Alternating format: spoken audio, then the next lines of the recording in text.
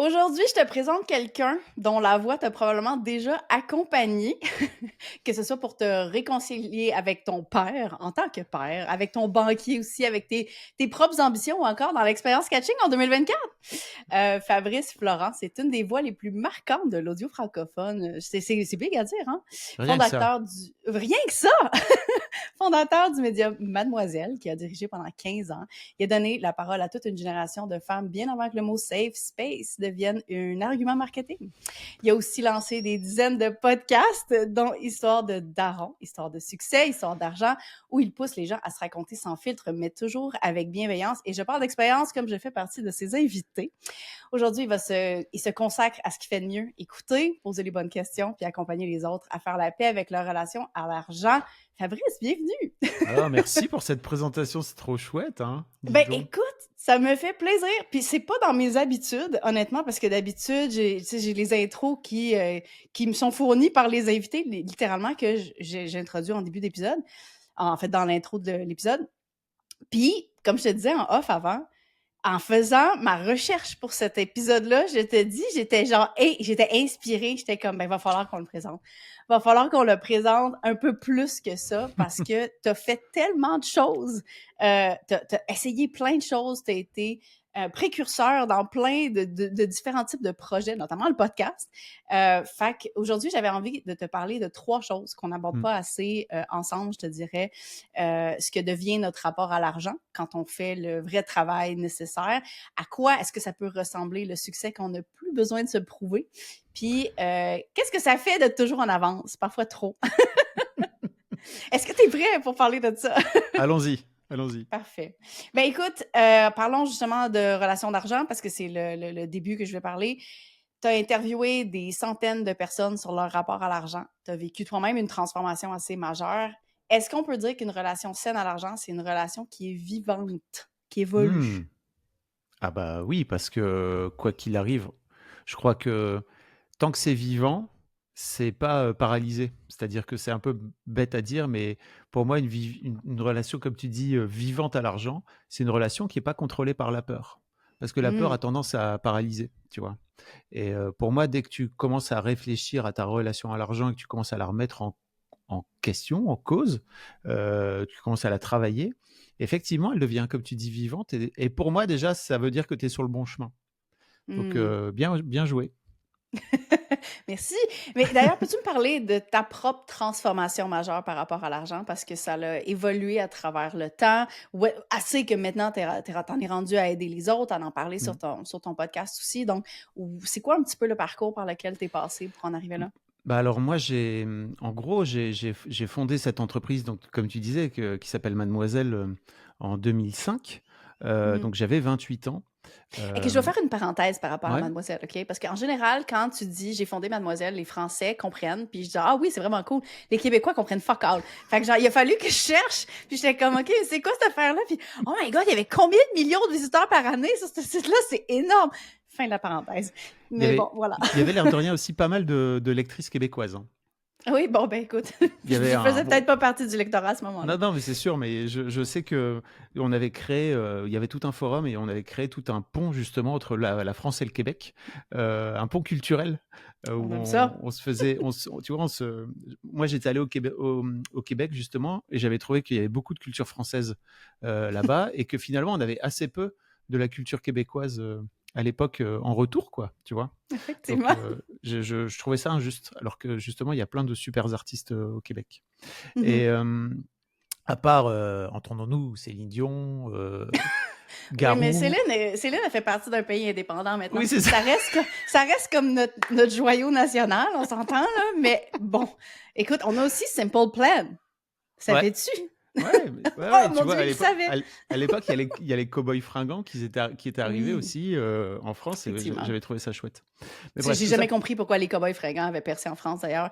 OK, on s'en va vraiment ailleurs, mais les Cowboys fringants, c'est tellement extrêmement culture québécoise avec des expressions qui font aucun sens pour les Français, mais somehow, ils ont percé. bah, Je fais beaucoup de parenthèses. non, mais c'est bien, c'est aussi, tu vois, une forme en fait, fondamentalement, ils parlent français, tu vois? Donc Oui, oui, c'est hyper absolument. important aussi de nous, en tant que Français, qu'on s'ouvre aussi, tu vois, à autre chose Mhm. que, tu vois, les Québécois, ils disent caribou, ils sont bizarres, quoi, tu vois. Euh, mais ça- Oui. En tout cas, bref, donc tu- le pont entre le Québec et la France. mais, euh, mais donc, ouais, j'ai lancé cette boîte en 2005 qui s'appelle Mademoiselle. Et en fait, je l'ai vendue 15 ans plus tard, dans une période assez compliquée de ma vie, puisque c'était vraiment une grosse remise en question de plein de choses. Je venais de me séparer de mon ex-femme, avec qui j'avais été pendant 25 ans auparavant. Et donc, en fait, j'étais en train de vendre cette boîte. euh, euh, que j'avais depuis 15 ans donc. Et en fait, je savais pas du tout ce que je voulais faire après. Le seul truc que je savais, c'est que je voulais changer de projet, quoi. Je voulais quitter Mademoiselle. C'était trop tard pour moi. Il fallait que je fasse autre chose. Et en gros, j'ai pris une coach qui,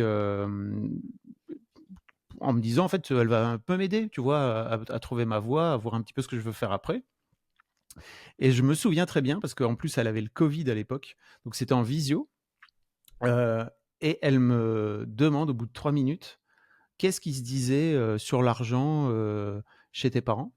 Et moi, je Mm. m'attendais pas du tout à ça. Et non seulement je m'attendais pas du tout à ce qu'elle me pose cette question, mais en lui répondant, je me mets à pleurer. Mais je me mets à pleurer fort. C'est-à-dire que je me mets à pleurer pas juste des larmes, je me mets à vraiment commencer à sangloter. Enfin, ça vient me prendre. Et en fait, j'avais pas compris, mais elle me l'avait un peu annoncé aussi, mais j'avais un peu pris par-dessus la jambe, qu'en fait, elle, son job, c'était aussi de réfléchir à ma relation à l'argent et, comme elle me disait, me transformer économiquement. Je trouvais ça beau Mm. comme terme. Et en fait, en terminant je lui dis, ok, c'est beaucoup de, il y a beaucoup, il y a beaucoup d'émotions, c'est étonnant. Et je lui dis, écoute, on en reparle un petit peu à la fin. Je raccroche et je me remets à pleurer encore. Et je me dis, ouais, c'est compliqué, quoi. Moi, dans Mm. ma tête, ça faisait 15 ans que j'avais géré cette boîte. Mademoiselle a toujours été rentable puisque c'était une boîte que j'avais autofinancée, bootstrappée, comme on dit aujourd'hui. Mhm. C'est devenu un terme, ça. Et donc, bah, forcément, pour moi, j'avais une relation saine à l'argent. Sauf que, en fait, en regardant dans le rétro, qu'est-ce que j'ai fait? Pendant 7 ans, je me suis pas payé. Je ne me suis pas versé le moindre salaire. J'avais tellement peur. Tu vivais comment? Alors, déjà, je vivais, d'accord. C'est ce que je te disais aussi dans le... Tu survivais ou tu vivais? Non, je vivais parce qu'en fait, j'avais ma vie. Non, je ne gagnais pas d'argent. Je ne gagnais pas d'argent grâce à ma boîte. En revanche, c'était ma femme à l'époque qui payait toutes les factures, tu vois. Et on avait un deal, tu vois, entre nous qui était un peu clair, qui était OK, en fait, tous les ans, je revenais la voir et je lui disais, OK, est-ce que tu as besoin que je me paye, ou alors juste j'embauche quelqu'un d'autre et je fais grossir la boîte? Et on avait un peu ce deal, et je crois que ça nous allait très bien tous les deux. Avec le recul, je crois que elle aussi, c'était intéressant pour elle parce que ça lui a donné, l'air de rien, une stature aussi, tu vois, une posture aussi au sein de notre couple, parce que c'était elle qui ramenait l'argent. Mhm. Et que moi, ça m'allait très bien parce que ça m'empêchait de pouvoir gagner de l'argent. Pourquoi? Et ça, j'ai compris après. C'est que toute mon adolescence, je crois, donc moi, je viens d'une famille plutôt à gauche, si tu veux, grand-père ouvrier communiste, tu vois, mon père pas communiste mais très à gauche, et en gros qui m'a dit pendant toute mon adolescence, les patrons c'est tous des salauds, ils en foutent pas une et ils s'en mettent plein les poches. Et donc moi, quand je suis devenu patron, qu'est-ce que j'ai fait? Parce que ça a toujours été mon ambition. Qu'est-ce que j'ai fait? Bah, j'ai travaillé comme un damné, à me pourrir même la santé, tu vois, Mhm. et je me suis pas payé pendant des années et des années. Et donc ça, c'est à titre perso, mais aussi à titre, on va dire plus par rapport à l'écosystème de l'entreprise. Comme j'avais un mal fou à gagner de l'argent avec mon entreprise, je faisais en sorte de sous-vendre en permanence. Et donc, en fait, j'avais tellement peur de manquer d'argent, parce que c'était ça aussi fondamentalement le vrai truc. J'avais tellement peur de manquer d'argent qu'en fait, je sous-payais tout le monde. Et ça me rassurait. OK. Et ça me rassurait. J'étais vraiment dans un truc de, OK, en fait, au moins, ça me permet de pouvoir être tranquille, quoi. Mais tu vois, plutôt que j'ai fait venir une directrice commerciale en 2014, qui était géniale, qui voulait, tu vois, faire péter tous les prix vers le haut, qui voulait faire en sorte de faire exploser la boîte et tout. Non seulement elle y a réussi, mais je lui ai mis tellement de bâtons dans les roues. Je lui ai envoyé un message il y a 2 ans, parce que bah, on a travaillé ensemble pendant 3 ans et on s'est très bien entendu. Mais en fait, je me rendais pas compte à quel point je lui pourrissais la vie pour faire en sorte qu'elle gagne le moins d'argent possible. Et Mais c'était pas c'est fou en même temps, on fait de c'était la pas conscient. projection aussi. Ouais, c'est ça. Ouais, c'était pas du tout Ouais. conscient, mais je lui ai laissé un message en lui disant: «Écoute, je suis désolé, vraiment, je me rends compte aujourd'hui à quel point j'étais pas cool avec toi, en fait. J'ai juste fait en sorte de te pourrir la life», alors qu'en fait, elle venait pour travailler pour moi, pour faire Mhm. grandir la boîte, qu'elle adorait aussi, et pour, travailler pour que, bah, finalement, mon patrimoine grossisse aussi, quoi, tu vois? Mais Absolument. fallait pas avoir trop d'argent. Qu'est-ce que j'aurais fait de tout cet argent? J'aurais été un salaud de patron qui s'en mettait plein les poches. Voilà. Donc, ce que j'ai découvert après, c'est que, bah, tout simplement par loyauté envers mon père, et ça j'aurais bien aimé découvrir plus tôt, en découvrant le travail de Christian Junod notamment, par Oui. loyauté envers mon père, en fait, tout simplement, je je faisais en sorte de me payer le moins possible, quoi. Right. Donc je viens de là, d'accord? C'est-à-dire que je vends ma boîte en 2020 et je me rends compte de tout ça je me rends compte de tout ça et je vais creuser auprès de mes parents. Je vais essayer de comprendre un petit peu ce qui se passe, ce qui se joue pour eux aussi, tu vois? Et je me rends compte à quel point, en fait, bah, j'ai récupéré plein de choses qui, en plus, leur appartiennent même pas. C'est-à-dire que ça appartient aussi aux générations précédentes. C'est vraiment C'est fou, hein? c'est Qu'est-ce ça qu'on qui est traîne pendant des générations? Parce qu'on a tendance à dire effectivement, ah, ça ne m'appartient pas, ça appartient sûrement genre à mes parents, mais eux non plus, ça leur appartenait pas. Genre, c'est comme un leg, un héritage de marde qu'on se passe de famille en famille. Tiens, exactement. garde ça précieusement. C'est là-dessus qu'on a bâti genre notre personnalité. Ouais.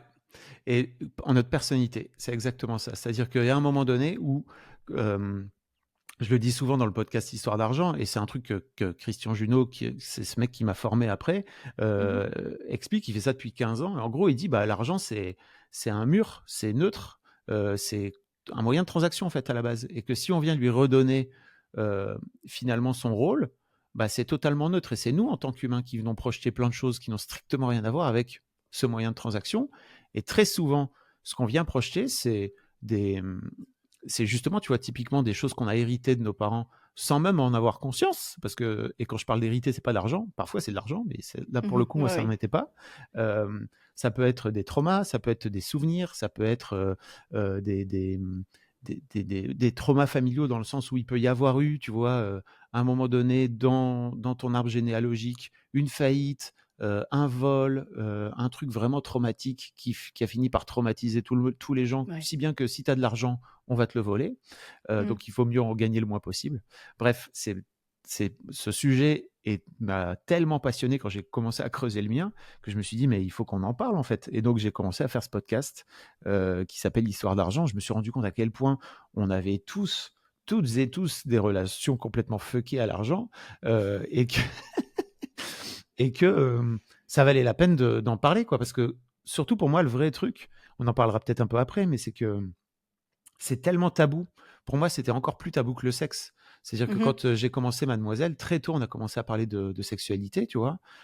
Et pour moi, il y avait un tel tabou en 2005 par rapport au sexe, que Mademoiselle, je trouve, a grandement contribué à faire connaître, à faire savoir, aussi à créer du discours, tu vois?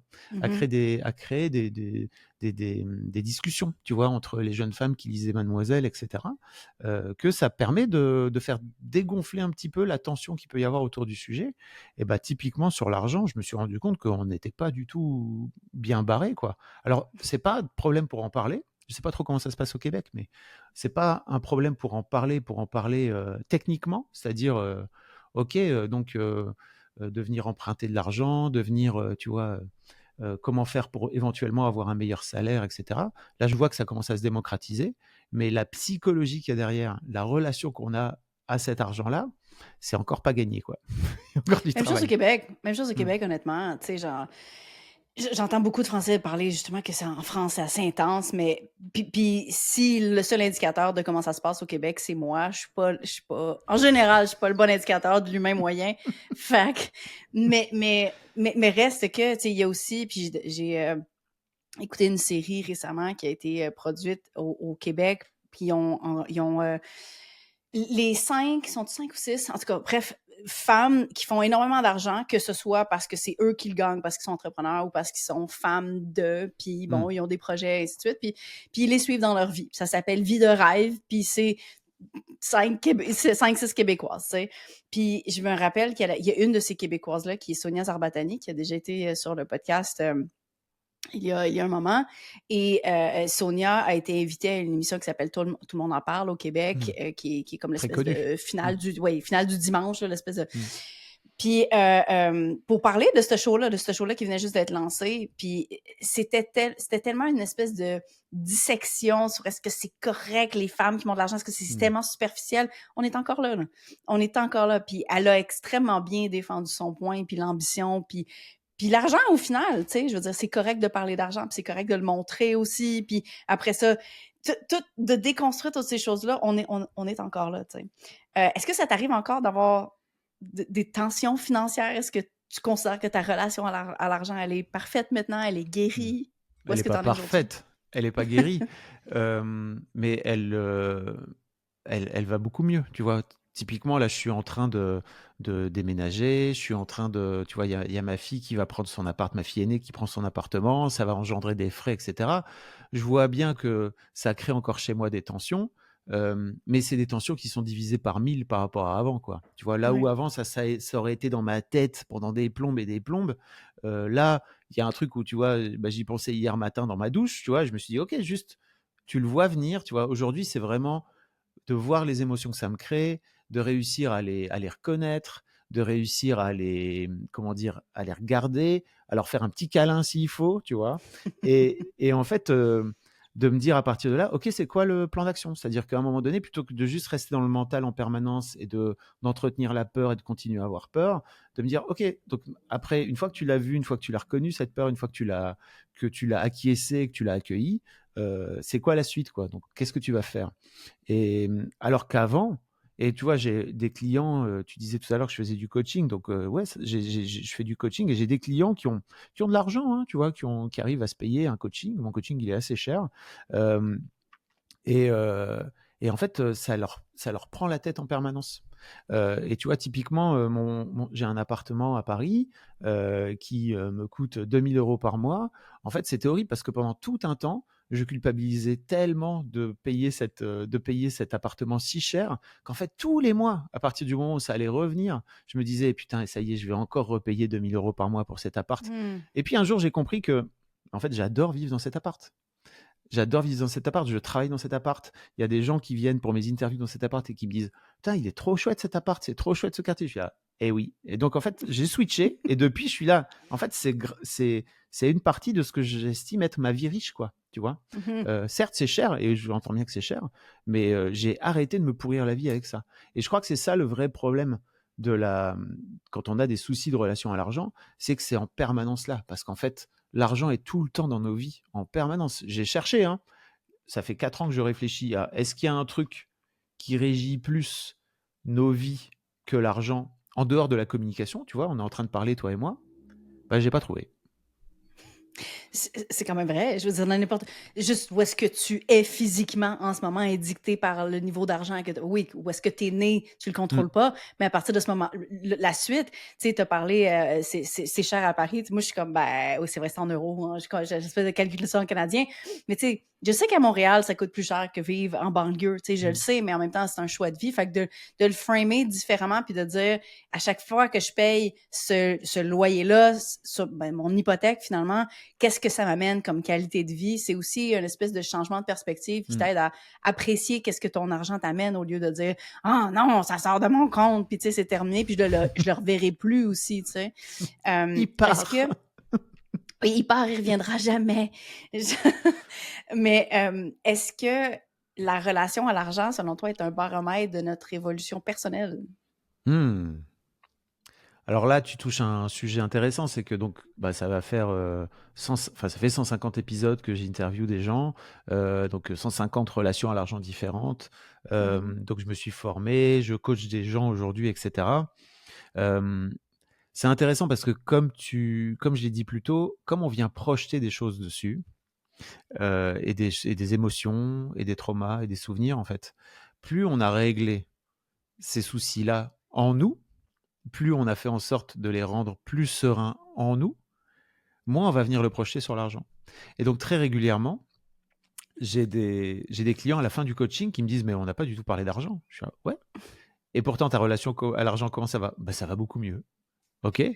Parce qu'en fait, on a travaillé sur leur rapport à eux, sur leur rapport à leurs parents, sur leur rapport à, je sais pas, leur conjoint, sur leur rapport à leur propre estime d'eux-mêmes. Mmh. Hem Et on n'a quasiment pas parlé d'argent. Sauf, tu vois, j'ai parfois des clients qui viennent me dire: «OK, j'ai du mal à tenir un budget et cetera». Bon, OK, on peut Ah, c'est travailler sur technique. on peut travailler ouais, effectivement, j'allais te dire sur de la technique, mais en fait, c'est pas ça le vrai truc. C'est qu'en fait, si tu apprends à devenir un magnifique gestionnaire, d'argent, tu vois, que tu arrives à gérer un budget au cordeau, en fait, si tu continues à avoir peur de manquer, cette peur-là ne va pas partir malgré le fait que tu aies fait un tableau génial, quoi, tu vois? Mais ça reste le mot il y a le mot relation dans relation à l'argent. Tu sais, je veux dire, c'est tellement plus deep qu'essayer de comprendre un système, puis un processus, puis le Oui. cash flow, puis où est-ce qu'il s'en va, puis la comptabilité, ainsi de suite. Ça reste quelque chose qui est émotionnel. Et tout ça est très im Ouais. enfin, tout l'aspect technique est très important parce qu'il faut aussi Mhm. l'avoir, tu vois? Il faut aussi avoir, Ouais. cet aspect de tableau et cetera. Il faut pas avoir peur de regarder les chiffres et cetera. Mais effectivement, avant tout, pour moi, c'est émotionnel. Le problème, c'est que c'est émotionnel et en fait, derrière ces émotions, il y a souvent un rapport à notre éducation, un rapport à nos parents, un rapport à des sujets qui sont beaucoup plus deep que ce que Mhm. tu pourrais t'imaginer au premier abord, quoi, tu vois? Typiquement, cette coach qui me dit: «Qu'est-ce qu'on disait de l'argent dans ta famille?» et que ça me mette dans je me suis dit: «OK, il y a un vrai trauma, quoi», tu vois? Il y avait et Ouais. effectivement, il y avait des vrais traumas à venir, détendre, à venir travailler, quoi. Ouais. Ça ressemble à quoi? En fait, c'est quoi ta définition d'une bonne relation à l'argent aujourd'hui? Mmh. Pour moi, c'est une relation où pour moi, une bonne relation à l'argent, c'est une relation où tu es dans la tranquillité avec. C'est-à-dire que de la même façon que si tu es dans un couple et que tu as la sensation, pour moi, une bonne relation de couple, c'est quoi? C'est une relation où tu es capable de venir tout te dire, où tu es capable d'être entendu, où tu es capable de venir dire les choses, sans avoir peur, en te sentant bien à l'aise là où tu es. Bah, en fait, c'est exactement pareil pour moi dans ta relation à l'argent. C'est-à-dire, Mmh. OK, parfois il peut y avoir des frictions et il peut y avoir, des choses qui vont faire que, bah, tu vas avoir besoin, de te mettre d'accord, il peut y avoir, éventuellement, des disputes, des choses pour remettre au cordeau. Mais en attendant, tu es tellement serein dans cette relation-là que tu as pas du tout envie de la quitter. Mmh. Et donc pour moi, il y a un vrai truc où ça devient fluide. Tu vois, il y a quelques mois, hem, il y a mon comptable qui a fait une merde, quoi et je l'avais en tête, mais sur le moment, je me suis dit: «OK, c'est son job, c'est lui qui va se démerder, j'ai pas envie de m'en occuper, quoi». Et puis un jour, il m'envoie un mail en me disant: «Oh là là, j'ai merdé et tout machin, il faut sortir genre 25 000 € pour les impôts, quoi». Beaucoup d'argent. Beaucoup d'argent que je n'avais pas et je me suis vu paniquer, mais l'espace de 30 secondes. Et tu vois, le temps de l'émotion arrive. OK, donc là, tu es en train d'avoir peur. Avant, j'aurais couru comme un poulet sans tête. Je serais sans doute allé faire une sieste parce qu'en fait, j'avais pas Ah. envie de voir la situation. Je suis là: «Allez, je vais faire Mmh. dodo, comme ça, au moins, ça passera». Là où aujourd'hui, j'ai vu: «OK, donc c'est quoi techniquement, à un moment donné, j'ai des factures qui doivent rentrer et cetera et cetera. Comment je peux faire? Est-ce qu'il y a des échelonnements possibles?» machin et en fait, bah, ça s'est réglé sans aucun problème, 10 minutes plus tard. Mais avant ça, j'ai encore eu besoin de paniquer comme, «Oh putain, mais merde, d'où ça sort?» Qu'est-ce qui s'est réglé rapidement? Ta situation financière du 25 000 ou ta réaction émotionnelle? Qu'est-ce que tu veux dire Mais par tu as là? dit finalement ça s'est réglé tout seul, mais je veux dire, qu'est-ce qui s'est réglé? Est-ce que c'était plus juste vivre ton 30 secondes de «Oh Ouais. my God, je suis un petit peu en panique» ou «Ah, j'ai trouvé l'argent finalement»? Bah, en fait, il y avait les 2. C'est-à-dire que je me suis rendu compte aussi que sur un autre compte, j'avais de l'argent que j'avais complètement oublié, que j'avais mis de côté, au cas où, Surprise! quoi. Ouais. Voilà, donc ça aussi, c'est un truc avant qui n'existait pas dans ma vie, Mmh. et tant mieux mais c'est aussi l'aspect émotionnel. C'est-à-dire que je crois qu'avant, ça m'aurait pris la tête pendant une semaine Mmh. et comme je te dis, j'aurais eu plutôt tendance à mettre la tête sous le seau, à mettre la tête dans le seau, à faire en sorte que ça n'existe pas, ou alors à le déléguer à quelqu'un et à pas m'en mêler. Heu, là où je vois vraiment à quel point c'est devenu hyper centré, quoi. C'est tranquille. Mais je trouve ça intéressant parce qu'il y a toute une discussion autour de la maturité émotionnelle qui est vraiment, heu, où on va dire que les gens qui ont plus de maturité émotionnelle, souvent, ils vont moins réagir rapidement. Ils vont se laisser un espace, un Mmh. padding entre la situation actuelle, puis whatever décision, qu'est-ce qu'ils vont prendre, quelle action qu'ils vont Mmh. prendre. Fait ils vont pas tout de suite être dans la réaction. Puis les gens qui sont très dans la réaction, sont très manipulables aussi, dans le sens où comme tu peux tout le temps leur faire croire que quoi que ce soit Mmh. parce qu'ils vont réagir à n'importe quoi, qu'est-ce que tu vas leur dire. Donc, quand tu es capable de mieux contrôler aussi cette relation-là, pas cette relation-là, cette réaction-là, je pense que non seulement tu es moins manipulable, mais ça montre aussi ce processus-là. Là, je te parle de relation avec les autres personnes, mais c'est la même chose avec ton argent Mmh. aussi. Quand tu es capable de faire le step back entre, OK, il y a une grosse dépense qui vient de se pointer, que j'avais pas prévu, qu'est-ce que je vais faire? Puis de tomber un peu plus, c'est de vivre tes émotions de surprise, de colère à la limite, de peu importe qu'est-ce que c'est, mais de prendre ton step back puis de dire, qu'est-ce que je vais faire maintenant? C'est quoi la solution? Je veux dire, au final, quand tu vois ça comme un outil puis que c'est pas la fin du monde, je pense que c'est là où c'est là où tu as plus de maturité dans ta relation avec l'argent. Fait-tu du sens? Ouais, je comprends ce que tu veux dire mais tu vois, je crois que, ce que j'analyse aussi, c'est que je viens d'une famille, moi, où l'argent a manqué, où c'était pas forcément Mhm. très simple, tu vois? Et en fait, j'entends maintenant, tu vois, notamment, j'ai une cliente qui m'a dit, «Tu sais, pour moi, l'argent, la richesse, c'est comme si, j'y avais pas droit. C'est comme si c'était pas dans mon ADN», tu sais? Mhm. C'est comme si j'avais pas les codes. Et c'est aussi un truc, je crois, qui m'a beaucoup touché quand elle m'a dit ça, parce que je me suis vu comme ça. C'est-à-dire que pour moi, j'étais exactement dans la même situation il y a encore quelques Mhm. années. En fait, c'est pas pour moi. Ça, je n'y ai pas droit. Je ne peux pas y toucher. Et quand c'est à ce point-là, engrammé, tu vois, dans tes gènes, parce que pour moi, c'est limite, ça vient de tellement loin par rapport à, tu vois, des gens qui peuvent avoir eu des situations. On a démontré en plus, je crois, que les traumas créent des changements, tu vois, au niveau génétique. Donc, Épigénétique. exactement. Donc, tu finis par récupérer euh, les traumas qui viennent parfois de plusieurs générations. Bah, typiquement, c'est pas aussi simple que, ok, bon, donc maintenant, il faut réussir à avoir une relation tranquille, etc. C'est comme quand on te dit arrête de stresser, quoi, tu vois. C'est très chiant. Oui, ça fonctionne toujours, ça. Calme-toi. Merci. Merci. Mais arrête de stresser. Mais en fait, voilà, Merci. le sujet, il est tellement plus profond et plus deep que ça. Et, euh, et tu vois, j'ai des clients parfois qui ont pas trop écouté Histoire d'argent, tu vois, et qui viennent par recommandation, et en fait, qui sont étonnés des sujets sur lesquels j'ai un de mes clients qui m'a dit putain, en fait, je croyais pas que ça serait si profond, quoi. Je dis bah ouais, tu croyais juste qu'on parlerait d'argent, quoi. Et non, pas du tout. On va parler de ta mère. Mais écoute, j'aimerais qu'on switch un petit peu et puis Vas-y. qu'on parle un peu plus de ton parcours à toi, parce que là, on parle de tranquille. On a les mots tranquillité, Hmm. on a les mots maturité aussi. Puis pour moi, le mot leadership tranquille te rejoint beaucoup. On l'a mentionné, tu as déjà été à la tête d'un média qui était super populaire avec toute la pression, la visibilité, les responsabilités que ça implique aussi, mine de rien. Aujourd'hui, tu n'as pas besoin d'un organigramme. Je suis pas mal sûre qu'il n'y a pas beaucoup de monde dans ton équipe si c'est que toi. Ni d'une validation massive, j'imagine, pour continuer d'avoir de l'impact. Est-ce que c'est ça, selon toi, le leadership plus mature? Voilà. Alors, je crois qu'il faut vraiment prendre conscience qu'il y a encore 5 ans, j'étais pas du tout le même bonhomme, quoi. Qu'est-ce qui s'est Donc, passé? bah, écoute, un truc incroyable qu'on appelle la thérapie. Ah! Mais on n'a plus besoin de finir le podcast. La thérapie, guys. La thérapie de l'argent. La thérapie, la quarantaine, et effectivement, le fait d'avoir vendu cette boîte, tu vois, 15 ans plus tard, après l'avoir montée, d'avoir la sensation peut-être d'avoir coché une case, tu vois, dans ma vie Hmm. entrepreneuriale, mais aussi dans ma vie, de me La dire, ok, vente ou l'atteinte du succès avec Mademoiselle? non, là, en fait, Ou les la deux? vente, la possibilité de l'avoir vendu, d'en être parti, et pas l'argent qui en découle, c'est juste l'idée de l'avoir légué, tu vois, Mhm. de l'avoir donné, et qu'en fait la boîte continue à exister alors que j'y suis plus. Euh, Ça a été un vrai, comment dire, ça a été, mais tu sais, c'est un peu comme quand je suis passé au collège. J'étais au collège et en fait c'était pas cool pour moi le collège à l'époque. J'étais avec des copains qui me harcelaient, etc. Hmm. Je suis passé au lycée et en fait tous mes copains étaient plus dans mon lycée. Ça m'a permis de pouvoir reprendre tout à zéro, de pouvoir me dire ok, toutes mes casseroles du collège là, je les dégage, tu vois. Et ben ça a été exactement pareil pour moi, c'est-à-dire ok, donc tu vois, je venais de divorcer.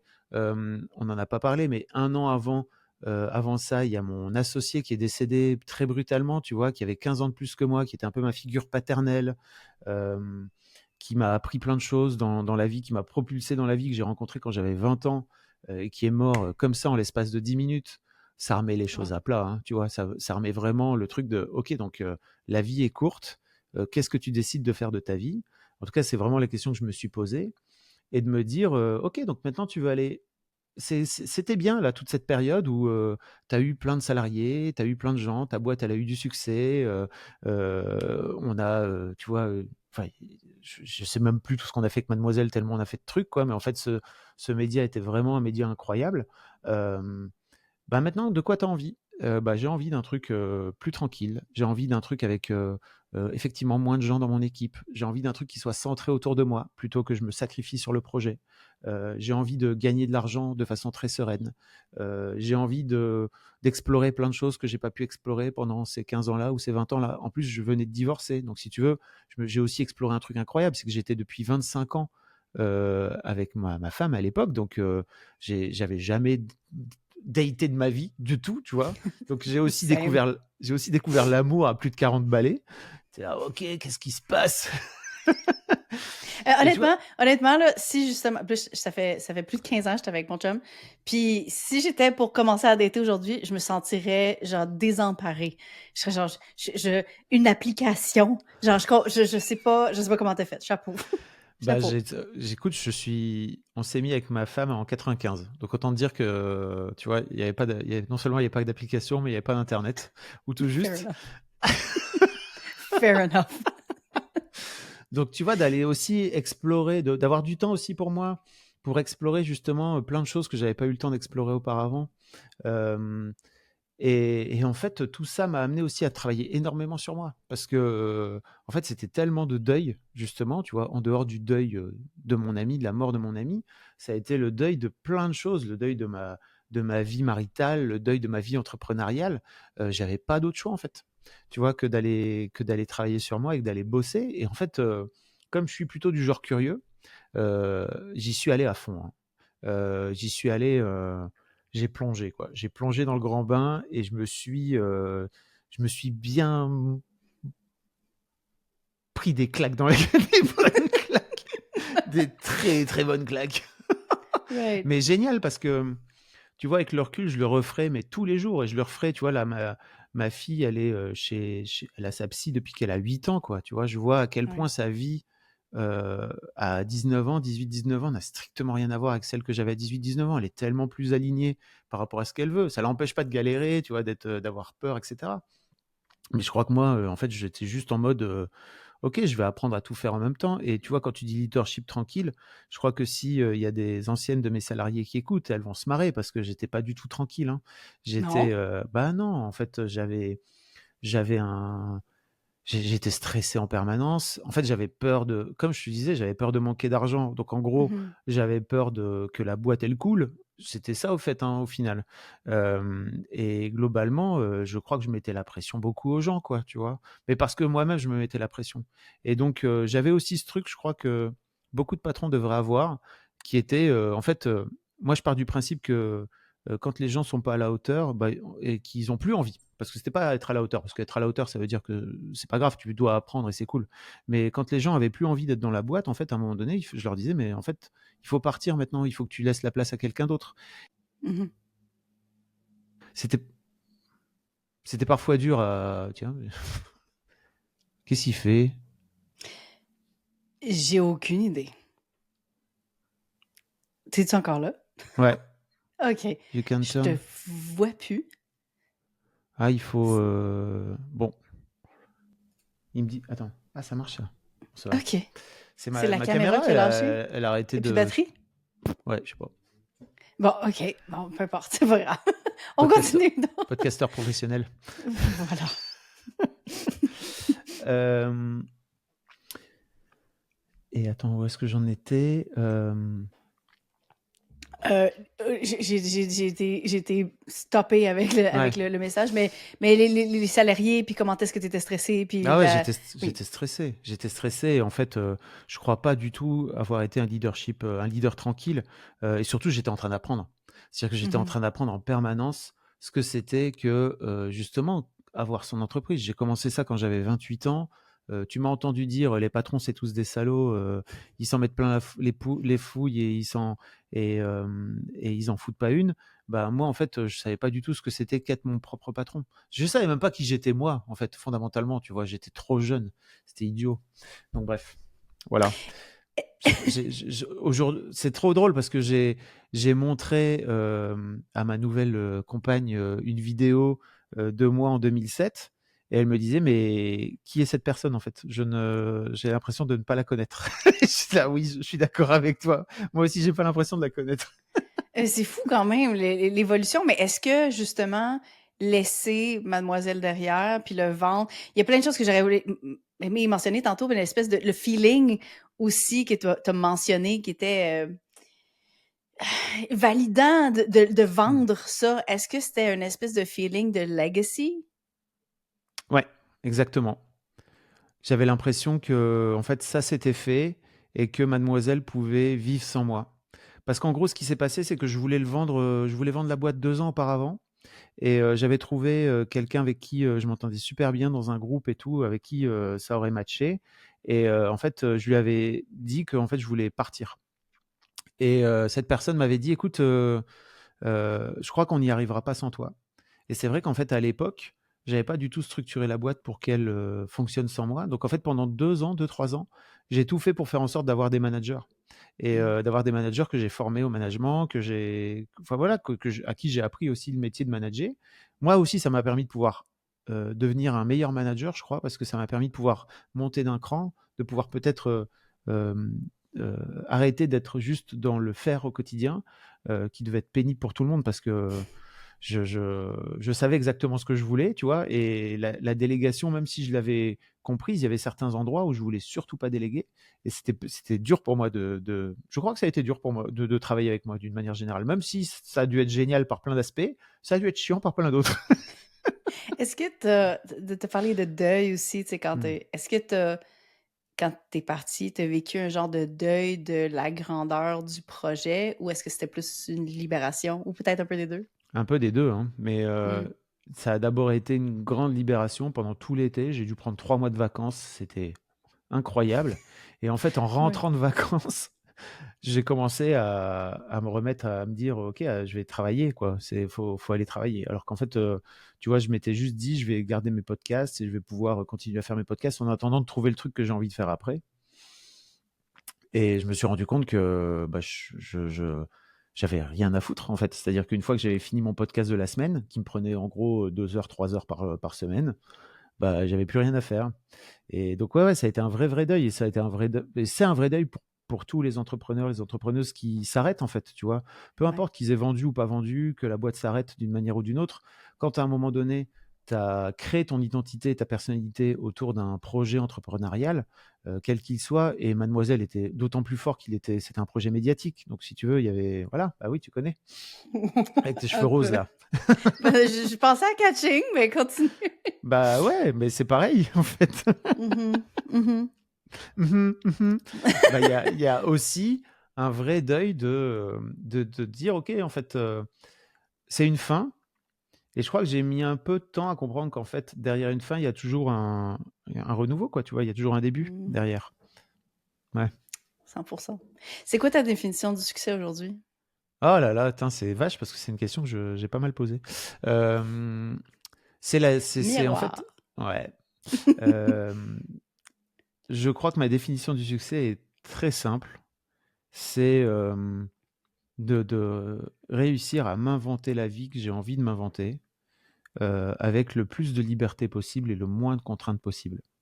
Hmm, j'aime la partie des contraintes.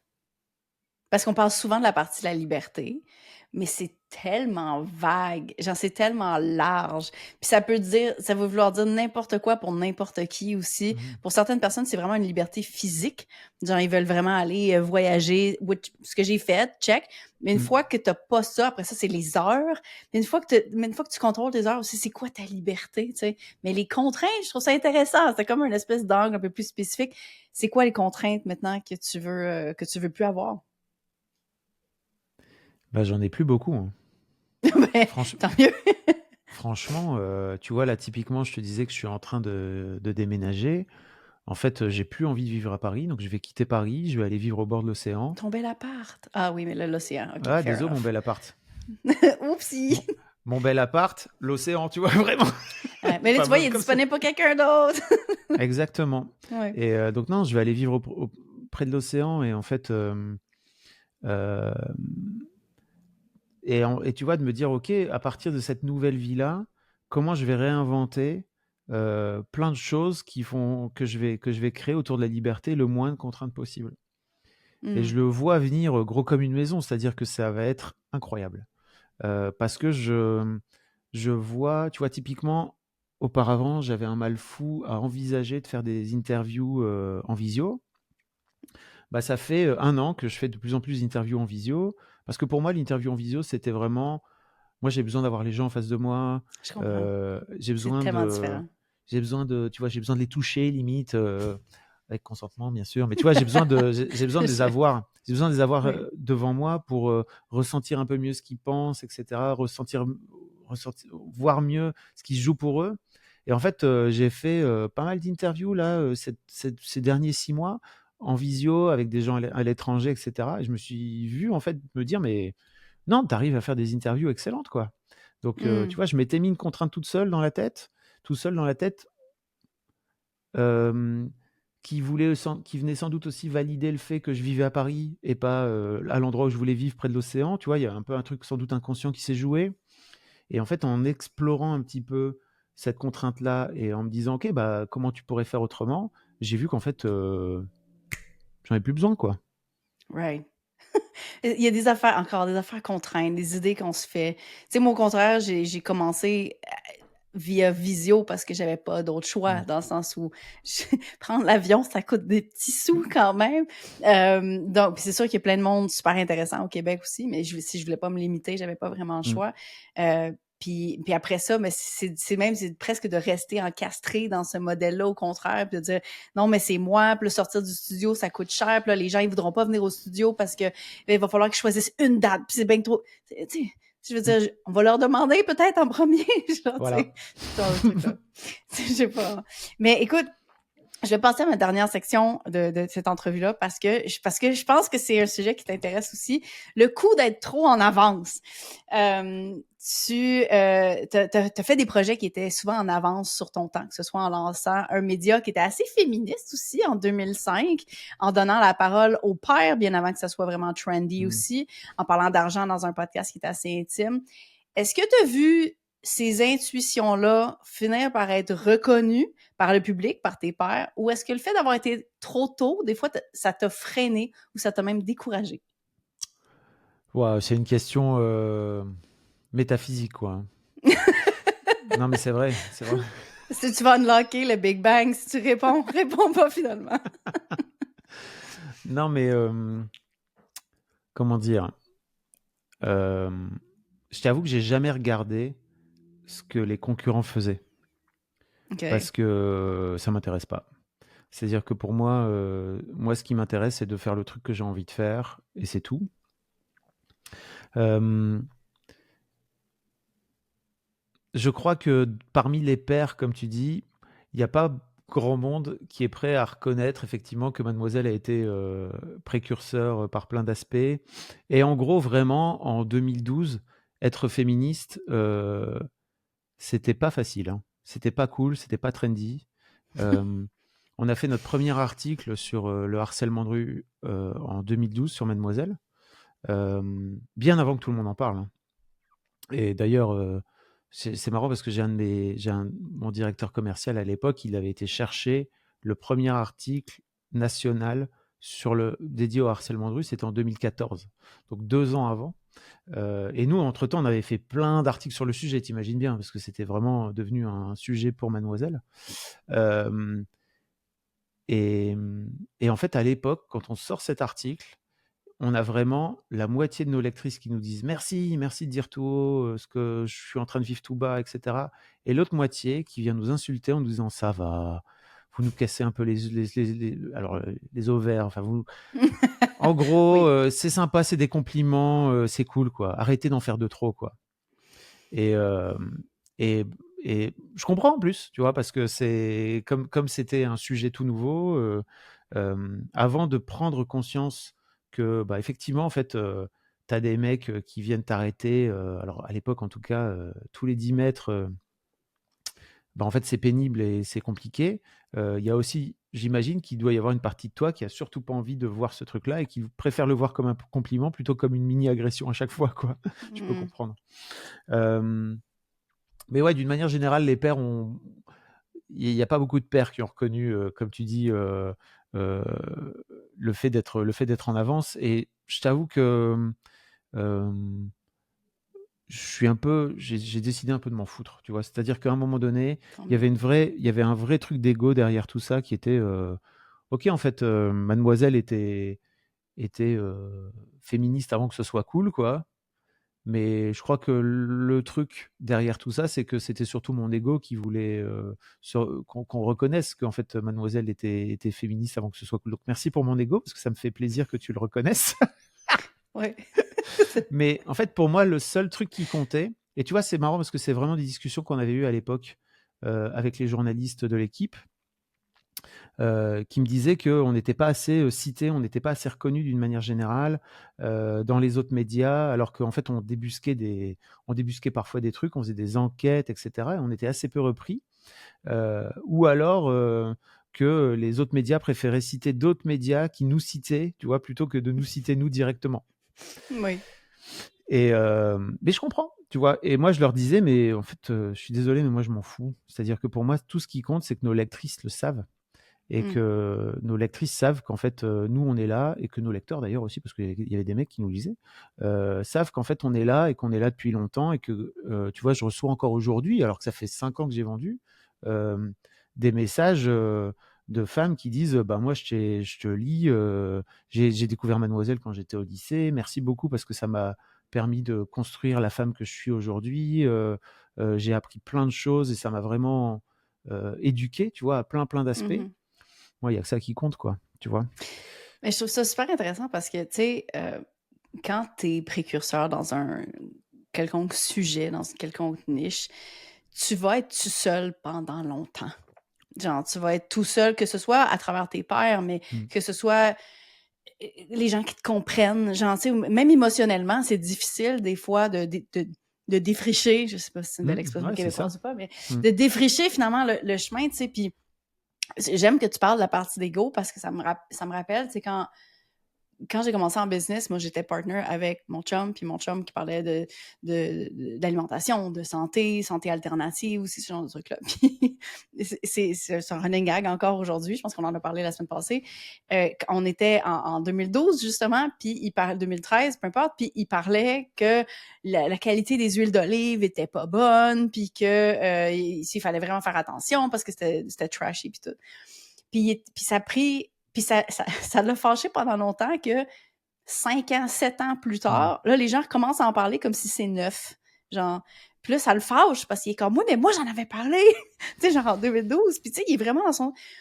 Puis tu sais, quand je t'écoute parler, j'étais comme, ouais, mais pour les gens qui t'écoutaient en 2012, puis qui t'as amené tellement Mmh. d'amener tellement de valeur à eux. Puis peut-être que c'était un public qui était plus restreint à ce moment-là parce que oui, tu étais seul. Puis oui, peut-être que les gens te citaient pas, ainsi de suite. Mais à ces gens-là, tu leur as amené énormément de choses. Donc, de reframer un petit peu cet aspect-là, je pense que ça peut aider. Puis, tu sais, je veux dire, il n'y a pas que Mademoiselle, il y a aussi, je pense, le média du podcast je veux dire, le média du podcast est vieux, là.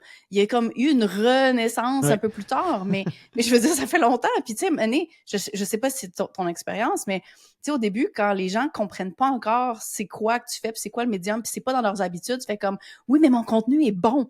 Est-ce que tu as vécu un peu ce moment-là? Ouais, bien sûr mais comment dire? Tu vois, moi, typiquement, je sais que Mademoiselle a incité plein de jeunes femmes à installer une appli de podcast et à commencer à écouter des podcasts et à Oh, découvrir des nice. podcasts.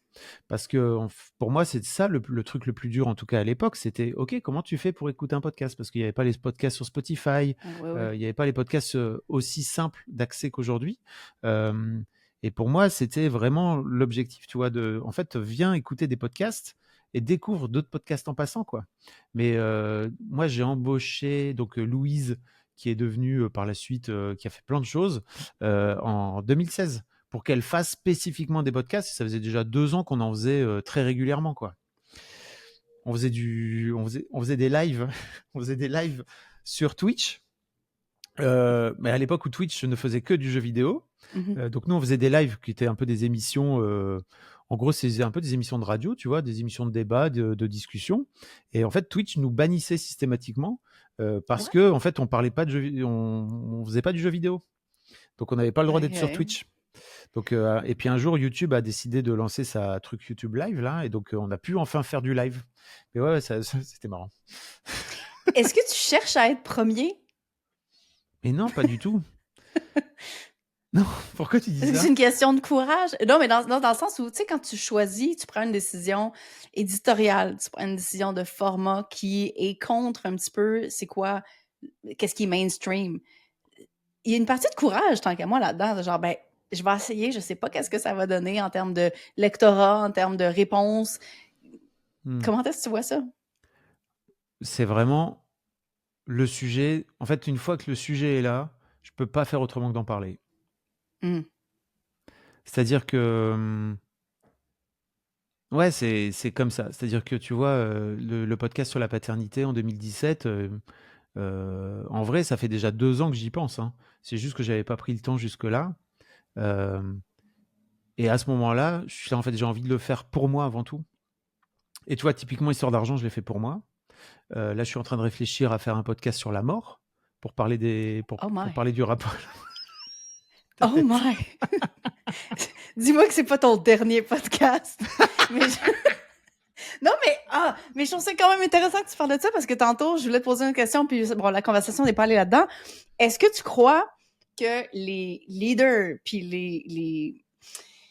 les gens extraordinaires de ce monde ont une relation avec la mort qui est différente des autres? Bah, je les ai pas tous interviewés. Pas encore, mais genre, hypothèse. J'ai pas interviewé Elon Musk, tu vois, par exemple. Je sais pas quelle est sa relation à la mort. Mais Non, mais je pose la question parce que tu as mentionné toi-même, quand ton mentor est décédé, il y a eu une espèce de réflexion, changement. Comment tu d'élan de dis? vie. Oui, exactement. Puis c'est quelque chose qu'on voit souvent. Genre, t'as comme un membre de la famille qui décède d'un cancer, puis là, ça te fait penser à ta propre mortalité. Puis à partir de ce moment-là, il y a comme des contraintes, des affaires dans ta tête qui s'enlèvent, tu sais.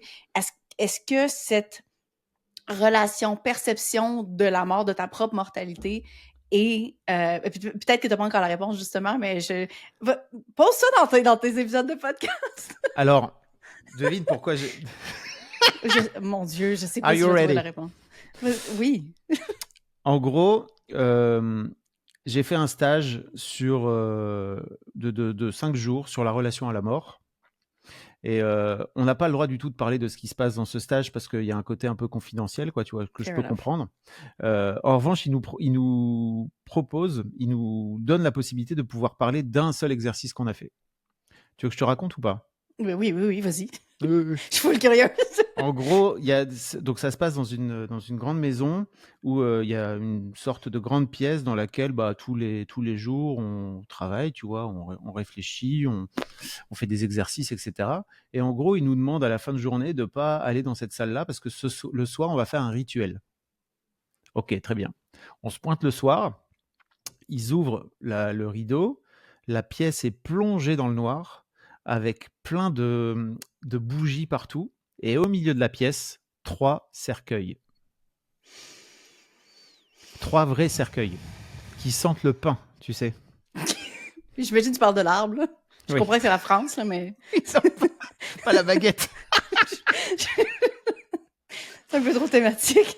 Et en gros, ils nous ont proposé de, si on le souhaitait, bien sûr, on n'est jamais obligé, d'aller passer 10 minutes dans le cercueil. Et d'aller passer 10 minutes dans le cercueil fermé. Oui, j'imagine bien. Bah, écoute, expérience life-changing, comme ils disent. À ta point. Expérience Moi, transformatrice. ma première pensée, c'est genre, regarde, je suis claustrophobe. mais j'imagine qu'il faut que tu aies comme des exercices de réflexion. Je peux pas croire que c'est juste genre, est-ce que je suis correct couché dans un cercueil? En fait, c'était génial parce que il nous demande à quoi vous voulez mourir en rentrant dans le cercueil et qu'est-ce que vous voudrez faire renaître en sortant. Hmm. Je suis sorti de là avec une envie de bouffer la vie, Ah, OK. mais énorme. Je pensais que ça m'arrêtait à bouffer. J'étais genre, damn. Ah, OK, oui. bah, Mais ça aurait OK. pu. Ben, peut-être. Ça aurait été curieux comme réaction, mais pourquoi? Qu'est-ce qui a changé à l'intérieur du cercueil si Alors, t'es down d'en parler? c'est incroyable parce que, tu vois, de se retrouver dans cette caisse, tu vois, j'ai compris, je sais pas si c'est une expression qui existe au Québec, finir entre quatre planches. Non, mais en même temps, je comprends la Ça veut boîte. dire finir dans un cercueil, tu vois. Oui, oui. Eh ben, en fait, je me suis rendu compte à quel point, mais donc c'est vraiment dans les cellules, c'est-à-dire que ça, je l'ai pas compris. C'est dans mon corps. Maintenant, mon corps l'a compris, l'a pigé. À quel point il y avait pas de place. À Oh, quel point tu finis et en fait, tu peux plus bouger. oui. Et je suis sorti de là, mais vraiment, c'est-à-dire que, et pourtant je suis pas claustrophobe, tu vois, mais tu vois, en gros, il y a vraiment 3 Ah ouais. centimètres entre ton nez et la porte, quoi, enfin au niveau de tes jambes, tu peux pas bouger. T'es juste enfermé, quoi. Normal, t'es enfermé, t'es dans un cercueil. Et bah, T'es pas supposé bouger, là. je suis sorti de là, j'étais là, mais en fait, ok, je vais bouffer la vie, quoi. Mais juste à la limite, genre de façon très, très littéraire, de comme, si t'es incapable de bouger, genre, moi, le contraire, c'est l'espèce de je veux bouger, je veux tout faire. Genre, je veux prendre l'espace puis l'expansion que j'ai au contraire parce qu'éventuellement, il n'y en aura plus, tu sais. Mm. Ouh, that's deep, bro! OK! Écoute, je trouve que c'est une belle fin. Je trouve que c'est une belle fin Ah, d'épisode. là, c'est une belle fin, ouais. Oui, écoute, dans tous les sens. Mais écoute, je pense que ce que tu nous as montré aujourd'hui à travers les 3 sujets qu'on a explorés, 4 à la limite, on en a eu un bonus à la fin, c'est qu'on peut redéfinir notre rapport à l'argent, au pouvoir aussi, au leadership, à la réussite, sans avoir besoin de lever la voix aussi, Mm. quoi que tu l'utilises très bien, ni d'avoir toujours raison. Puis ça, c'est peut-être, je pense, la nouvelle forme de réussite, ou en tout cas une des formes de réussite qu'on peut explorer puis qu'on peut atteindre. J'aimerais inviter les gens à aller te retrouver sur les internets. Où est-ce qu'on peut te retrouver? Alors, j'ai un site web qui s'appelle fabflorent.com, fabflorent.com, où il y a tout. Et j'ai notamment ma newsletter. J'ai une newsletter sur l'argent, sur Substack, et j'ai une newsletter sur ma vie perso, où je parle de plein de choses, de parentalité, de paternité, de masculinité aussi. On n'a pas parlé, mais qu'est-ce que c'est pour Mm. toi être un homme? Oh là là, Non, un mais gros débat. honnêtement, c'est tout l'aspect féminisme, puis c'est quelque chose que j'aurais pu discuter aussi, mais je pense que ça aurait fait un autre épisode, un autre épisode d'1 heure, fait que oui, effectivement. Donc voilà, merci beaucoup Geneviève pour l'invite, c'était chouette. Ben, ça me fait plaisir, puis j'invite les gens aussi à aller écouter ton podcast Histoire d'argent. T'en as-tu d'autres en ce moment? Parce que t'en as tout le temps genre 10 actifs en ce moment. Non, bah, Histoire de daron aussi, que je fais beaucoup, Histoire de daronne, où j'interviewe des pères et des mères pour parler de ce que c'est que la parentalité. J'aime bien Histoire de daron, mais en fait, j'aime beaucoup Histoire de daronne parce que c'est très rare d'avoir des discussions entre un homme et une femme sur ce que c'est que la maternité. C'est Fair généralement enough. des femmes qui se retrouvent entre elles. Qui se parlent ensemble, Mm. effectivement. Ben, merci de leur laisser la place, comme tu l'as fait aussi avec Mademoiselle. Avec grand plaisir. Euh, Toi qui écoutes, si tu veux revisiter le contenu de l'épisode, tu peux retrouver des liens qu'on a mentionnés potentiellement. Tu peux te rendre sur Spotify ou dans Apple Podcast pour lire les notes de l'épisode directement sur l'application. Puis évidemment, si tu as aimé l'entrevue d'aujourd'hui, partage ça dans tes stories sur Instagram. Tu peux me taguer par exemple Geneviève Gauvin et taguer le compte de Fabrice, Fab Florent, pour me dire c'est quoi la chose que tu retiens de notre discussion. Fab, un énorme merci d'être passé sur Effronté. J'ai très, très hâte que les gens puissent écouter cette entrevue-là. J'ai écrit ça dans mon journaling ce matin. J'étais comme, ça va être une belle entrevue. J'aime pas les questions. Donc, merci pour ton Geneviève. temps aujourd'hui. Merci. Bye, là.